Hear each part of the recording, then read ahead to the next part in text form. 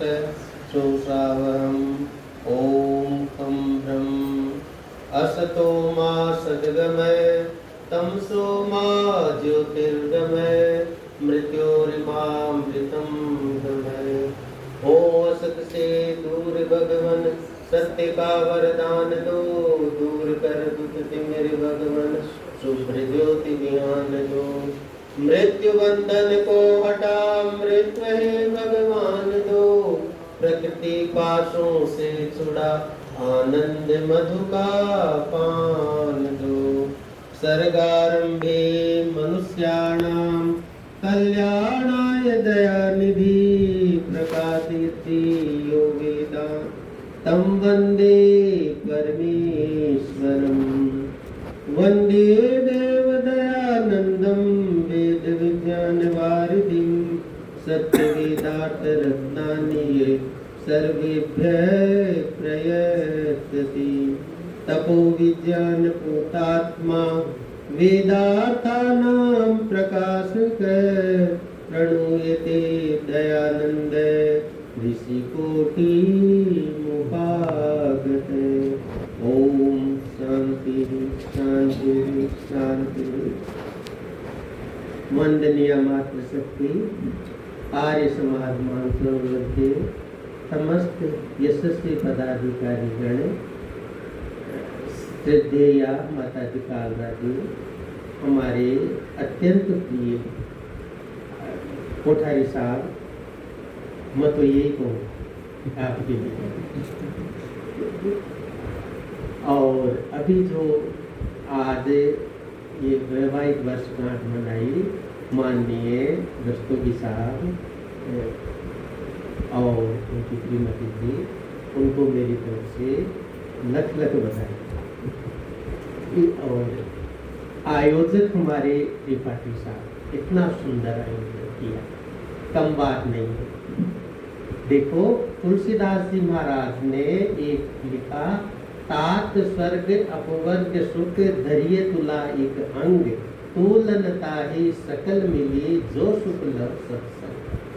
कितनी अच्छी बात देखो, सत्य का संग हो जाए उससे श्रेष्ठ कोई काम नहीं, उससे श्रेष्ठ कोई समय नहीं, उससे श्रेष्ठ कोई चिंतन नहीं, उससे श्रेष्ठ कोई उपासना नहीं।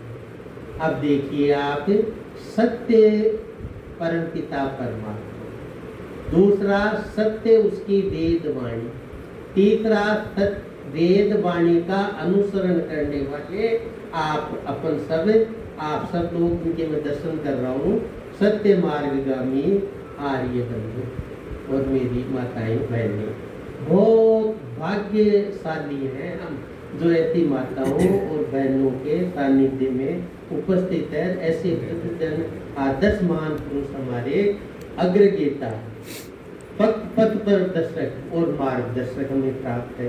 बार बार भगवान का जितना धन्यवाद करें उतना कम। देखिए इसमें लिखा, स्वतात स्वर्ग अपवर्ग सुख, न तो स्वर्ग में ये सुख न अपवर्ग में सुख है। कौन सा सुख?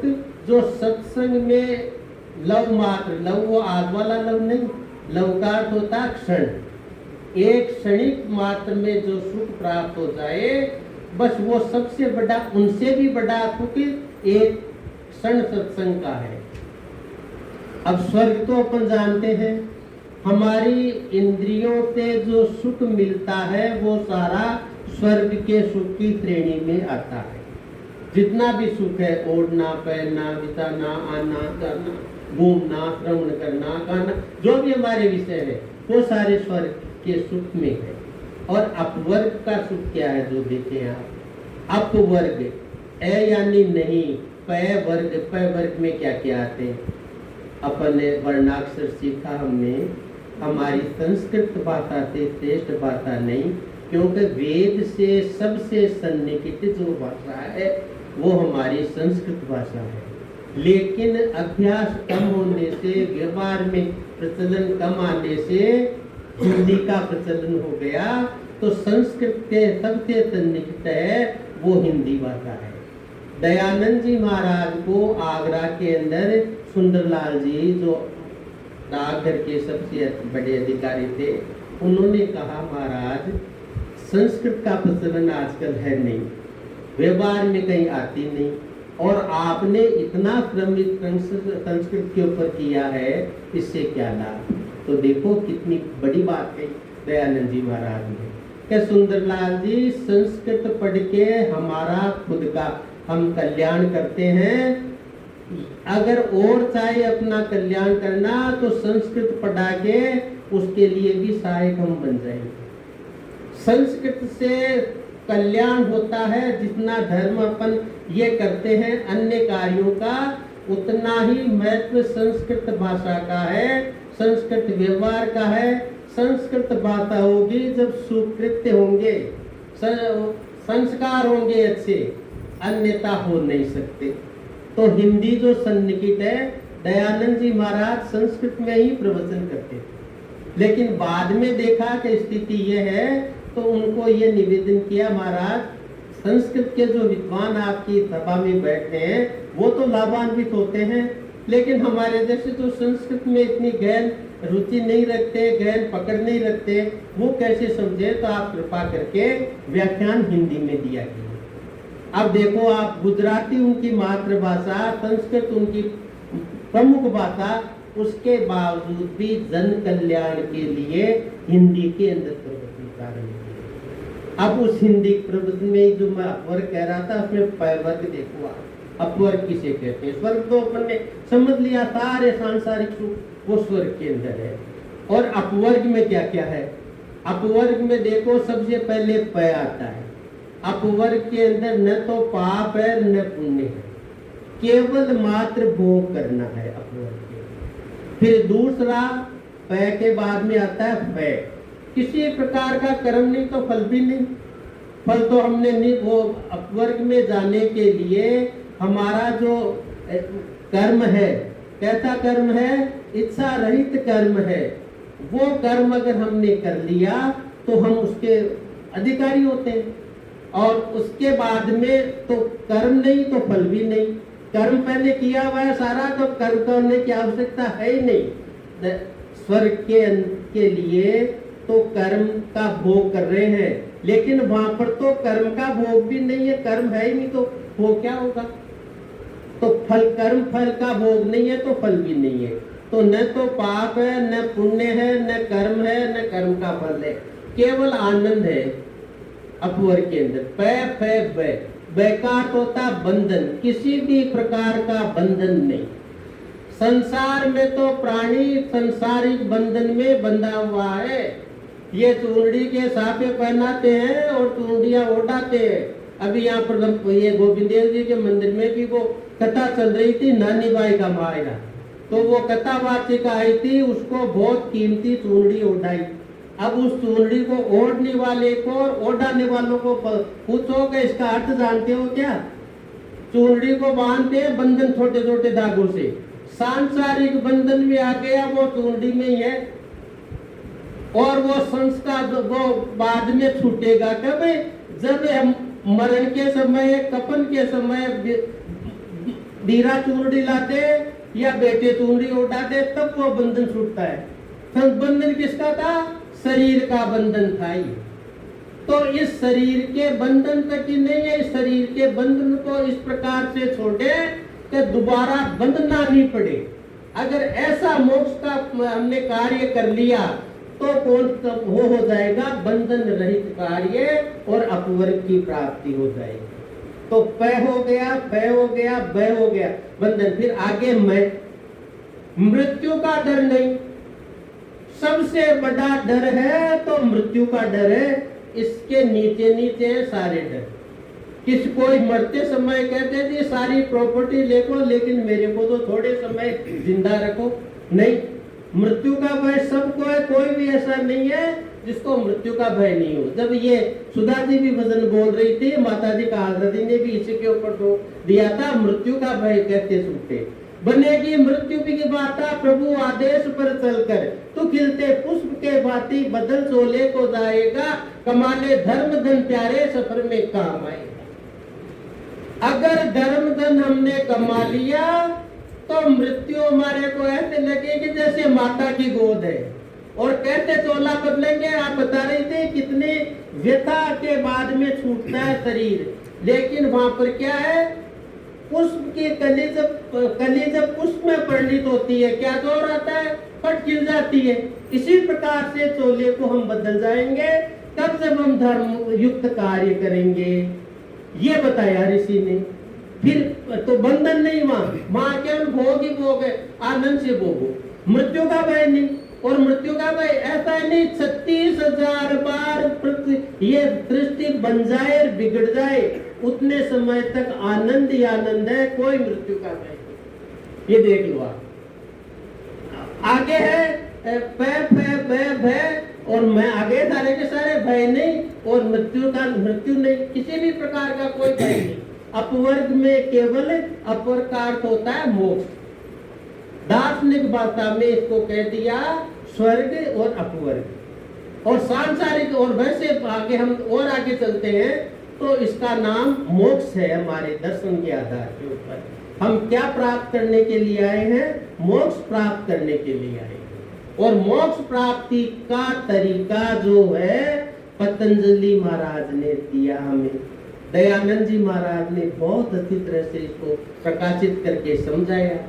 और उस प्रकाशन के अंदर वेदव्यास जी महाराज ने जो भाष्य किया पतंजलि ऋषि का योग दर्शन का, उसको लेते हुए हमारे समक्ष रखा। हम इतने भाग्यशाली हैं कि हमारे को ये दर्शन मृत्यु के भय से भी छुड़ा देता है। तो क्या धर्म करें? तो पूछा कि भाई धर्म तो हम कर लेते हैं, लेकिन धर्म क्या है? जेठ का महीना है, मंदिर जाओ, ये भी धर्म है। बरसीचो, ये भी धर्म है।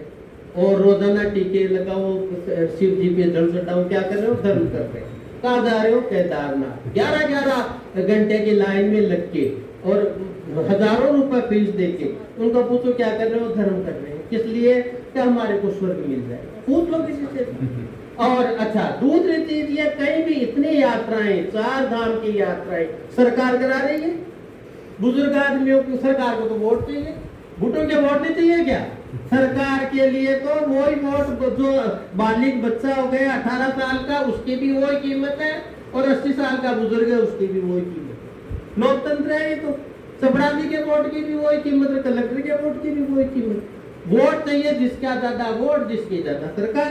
तो वो अपने हिसाब से चलते हैं, ये लोग अपने हिसाब से चलते हैं। सत्संग किसी को है नहीं लाभ। सत्संग का लाभ तो उसी को होता है जो सत्कर्मी होता है, जिसके संस्कार पूर्व जन्म के अच्छे होते हैं, उसको सत्संग का लाभ होता है। नहीं सत्संग में बैठ के भी उपवास या लेता है? पूछो, बैठा या सत्संग में है, जाता जाने का कहाँ है? क्योंकि हमारी एकाग्रता है नहीं। एकाग्रता तो केवल एक परमात्मा को मान के और उसका ध्यान करेंगे तब आती है, लेकिन हमारे को तो एकाग्रता करते ही नहीं है। विष्णु भगवान के भी हाथ जोड़ लेंगे कि वैकुंठ मिल जाएगा। हमारे आजकल देखो पत्रिकाओं में कितनी आते हैं। कोई अच्छा धनिक हो जाता है, देहावसान, 3-4 पन्ने उसी के भरे रहते हैं फोटो से। जाने कितना लोगों के ऊपर वज्रपात हो गया, बेचारों के ऊपर। सारे दोस्त संबंधी भाई, तो जिन से भी उसका स्वास्थ्य होता है वो करते हैं। अब उसका, और आप देख लो छोटी सी एक नीति अपन अगर निकालते हैं विज्ञप्ति, उसके भी कितने ज्यादा रुपए लगते हैं। तो आप लगा लो कि इतनी बड़ी, इतने पन्ने भर के राजस्थान पत्रिका वाला या पत्रिका भास्कर वाला निकालता है, कितना खर्च होता होगा। और उस खर्च का क्या दिखावा के, और सारे जितने भी सद्गुण होते हैं सारे उसमें लिखे, तो सारा सद्गुण इन्हीं में भरा हुआ था। अब तो सद्गुण मुक्ति दिया इनके साथ। ये नहीं किसी को भी भाई, ये आज तक तो है, इसकी क्या सद्गुणों के शरीर की क्या शोभा है? शरीर तो नाशवान है, प्रत्येक क्षण क्षीण हो रहा है। हमारे साइंटिस्ट कहते हैं, जीव वैज्ञानिक वाले विद्वान कहते हैं, 7 दिन के अंदर इस शरीर की सारी कोशिकाएं चेंज हो जाती है, बदल जाती है सारी की सारी। टेरिफिकेशन होता है हमारे बायोलॉजी वाले, आप जानते हैं, प्रत्येक क्षण टेरिफिकेशन होता है। टेरिफिकेशन से सारी कोशिकाएं बदल रही है। उसका क्या अहंकार करना, क्या घमंड करना उसका? आज सब गैर, कल पैरों के नीचे आ जाएंगे, वो अखबार फेंका पैरों के नीचे सब। ऐसा कर्म करे जैसा दयानंद जी महाराज ऋषियों ने किया। ऋषि दर्शनार्थ परमात्मा के साक्षात्कार किया, दर्शन किया, हमारे लिए राह खोल दी कि अगर कल्याण चाहते हो तो इस दर्शन पर चलो। लेकिन उसको नहीं देखते, हम चलते वहां है जहां हमारा स्वार्थ सिद्ध हो जाता है। जितनी भी ये लंबी लाइनें लगती है सबके लिए, इनको पूछो भाई क्यों आए हो, सबके अंदर कोई न कोई इच्छा होगी, भगवान के लिए एक नहीं जाता। क्या सबसे बड़ा तो शंकर भगवान है, केदारनाथ तो जाना जरूरी है, क्योंकि हमारे भाइयों की, पौराणिक भाइयों की ये मान्यता है मोक्ष का अधिकार केवल शंकर भगवान को। और मोक्ष के अंदर क्या बात बताते हैं हमारे, किसी प्रकार का कर्म नहीं, केवल आनंद भोगना और कुछ नहीं है। सब जगह सैर करना, स्वतंत्र जीव सब जगह जा सकता है। हमारे विवेकानंद जी प्रवचन आते हैं, रोजड़ वालों के कितने अच्छे प्रवचन आते हैं, मोक्ष के बारे में बताते हैं। सब जगह घूमो, ज्ञान प्राप्ति का लक्षण है जीवात्मा का, सब प्रकार का ज्ञान प्राप्त करना चाहती है, सब जगह घूमे, आनंद करे, केवल आनंद, केवल आनंद। ईश्वर का आनंद, सर्वश्रेष्ठ आनंद उस मोक्ष में है। आजकल किसी भाई बहन को जाके पूछ लो कि भाई तू मोक्ष जाना है क्या, तो पहले तो वो नाराज हो गया, क्यों भैया तेरी रोटी का दोगे, मेरे को मोक्ष में ले जा, तेरे गर्भों को ले जा। तो वो इस प्रकार की स्थिति बनी क्यों, इस प्रकार की स्थिति बने, अंत्येष्टि स्थल के ऊपर हमने नाम लिख दिए मोक्ष द्वार। मैंने भी एक बार पूछ लिया, हमारे तो अच्छे थे, पहचान के थे, प्रोफेसर थे, मैंने कहा जी ये है ना मोक्ष, तो बस यहाँ मोक्ष हो जाता है, मोक्ष का मतलब यही है कि यहाँ दो। अरे भाई वहां नहीं थी बाद में, क्यों यहाँ ही शंकर भगवान है, बस लपेटते हैं। सबके मंदिर, शंकर भगवान का मंदिर शमशान में भी है, क्योंकि मोक्ष के अधिकारी है, ऐसा मानते हैं। और विष्णु के मंदिर वहां है जहां पर कुछ चाहिए, स्वर्ग का आनंद चाहिए, तो स्वर्ग का आनंद विष्णु के। तो देखो आप लिखे हुए भी लगाते, इनका वैकुंठवास हो गया। रामचंद्र जी का कोई उपासक होगा तो वो लिखेगा साकेत धाम प्रस्थान कर गए, और कृष्ण भगवान का कोई होगा तो वो लिखेगा गोलोक धाम चले गए। अलग अलग है ये इस प्रकार की, हाँ जो भी है तो अलग अलग स्थितियां, अपनी संतुष्टि है मन की, अपन न तो किसी की बुराई करते न भलाई करते। जो ऋषि का मंतव्य था, जो सत्य बात है उसको रख दो, जिसको स्वीकार करनी होगी वो स्वीकार कर लेगा। दूसरों से, ऋषि में तो क्षमता थी ब्रह्मचर्य की, उनके तेज की, उनकी समाधि की, ईश्वर साक्षात्कार हो चुका था उनको। 18-18 घंटे की समाधि लगा के ईश्वर का आनंद कर लेते थे वो। उनकी तो एक बोली से ही सारे चुप होते थे, सारे के सारे। अपने में इतना सामर्थ्य थोड़ी, अपना सामर्थ्य तो सीमित है। ऋषि के बताए मार्ग में चल के थोड़ा वेदाध्ययन कर लेते हैं, थोड़ा वैदिक क्रियाएं कर लेते हैं, थोड़ा वैदिक चिंतन ईश्वर का कर लेते हैं, बस उतना ही सामर्थ्य है हमारे में। इसलिए उस सामर्थ्य को देख के उतना ही कार्य करें। वर्तमान परिवेश को देख ले, ऋषि तो अंग्रेजों का शासन था, उस टाइम भी खुला कहते थे। अब अपन कहते थे कि खुला सबके लिए कह रहे हैं कि भावनाओं की कदर करो, नहीं तो भावनाएं अनाथ हो जाती है तो कानून के शिकंजे में आ जाओगे। ये आदत है अभी। तो अपने स्थिति परिस्थिति देख के ही बात करनी चाहिए, ताकि किसी को बुरा नहीं लगे। अगर कल्याण पाएंगे परमात्मा तो उसकी सद्बुद्धि देंगे, उसको बढ़ाएंगे बुद्धि उसकी, और वो थोड़ा की तरफ झुक जाएगा। सत्य की तरफ झुकते ही उसको आनंद की प्राप्ति का मार्ग खुल जाता है। तो काल हमारे साथ क्या जाता है, किया हुआ धर्म साथ जाता है, ये सब मानते हैं। तो धर्म क्या करे धर्म, तो जैसे एक तो धर्म अपन देखते हैं इस प्रकार का हमारे कर रहे हैं। अब दूसरा धर्म और देखो, हमारे ऋषियों ने कौन सा धर्म बताया, कहा त्रयो धर्म स्कंदा, धर्म की 3 शाखाएं है, यज्ञो धर्म दानम। कहा 3 चीजें हैं, अगर धर्म करना चाहते हो और अपना साथी धर्म को बनाओ। इतनी यात्रा लंबी करनी है मोक्ष तक की, मोक्ष तो जाने मिले नहीं मिले, लेकिन 50% अगर कर्म अच्छे कर लिए, 50% तो ये मनुष्य जीवन तो जरूर मिल जाएगा। ऐसा हमारा विधान है ऋषियों का। अगर इससे भी ज्यादा क्षीण ये पुण्य, तो फिर पशु पक्षी जीव जानवर पेड़ पौधे जैसा भी अपना कर्म है उसके अनुसार भी ईश्वर की व्यवस्था में हमारे को जाना पड़ेगा। तो कहा कि वहां चलने के लिए अगर थोड़ा बहुत यहाँ मिलने के लिए जाते हैं, बद्रीनाथ केदारनाथ 4 धाम, उसमें भी टिकट लगता है। सरकार दो चाहे और दो, बिना पैसे की तो बात चलती नहीं।